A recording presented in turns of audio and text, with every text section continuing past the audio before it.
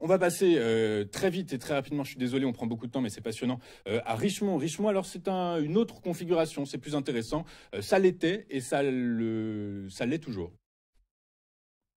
Oui, Richemont, quand on avait parlé en mai 2024, hein, ça fait un an et demi de ça, je trouvais que c'était la plus intéressante des trois grandes, hein, entre Kering, LVMH et donc Richemont.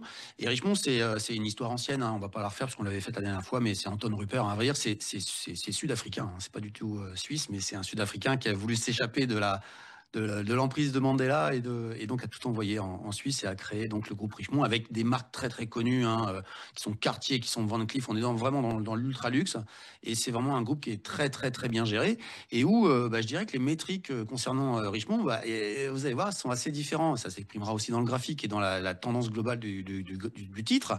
On a une société qui fait de l'ordre. Alors le bilan n'est pas à date du 31-12, hein, il est plutôt au 31 mars, donc à vrai dire on est à cheval actuellement sur 25-26. On est à mi-année. Et donc, on va vers presque 22 milliards de chiffre d'affaires et on est le numéro 2.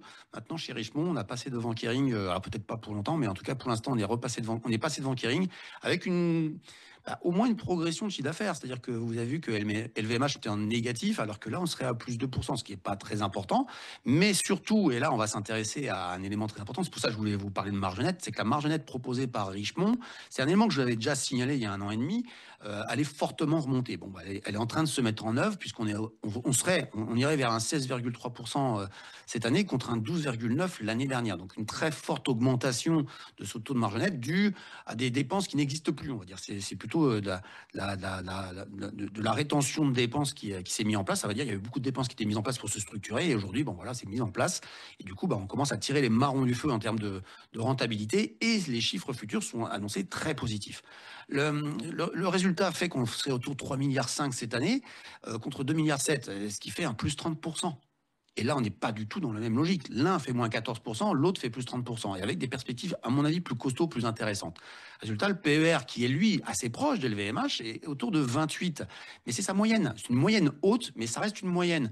Donc, potentialité de hausse peut-être dans le graphique. Et c'est là où on bascule sur ce graphique et on regarde un petit peu ce que ça donne. Sur longue période, on voit que ce dossier a une tête totalement différente. Il est haussier. Les plus hauts sont de plus en plus hauts. Les plus bas sont de plus en plus hauts. On a même un couloir, je dirais, assez bien borné, un couloir haussier sur le long terme concernant le titre. Alors si on regarde un peu plus en détail sur l'autre graphique, on voit des bornes qui sont assez intéressantes. On a touché le 129 francs suisses et on irait peut-être, hein, je ne sais pas si on irait exactement, mais vers le 200, si on respectait ce couloir, on irait vers le 200, peut-être 220 par exagération, alors on est un peu à mi-chemin actuellement sur le titre autour de 160 francs suisses. Et par-dessus le marché, pour des gens qui cherchent à s'exposer à des monnaies, c'est pas inintéressant peut-être de dire, est-ce que je m'intéresse à m'exposer aux francs suisses? Écoutez, à travers le groupe Richemont, vous êtes exposé aux francs suisses.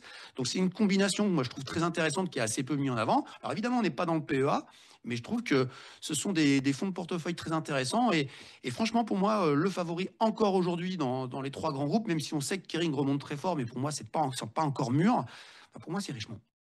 Écoutez, merci beaucoup Richard. Effectivement, Richemont a des agrégats financiers plus que solides et très encourageants.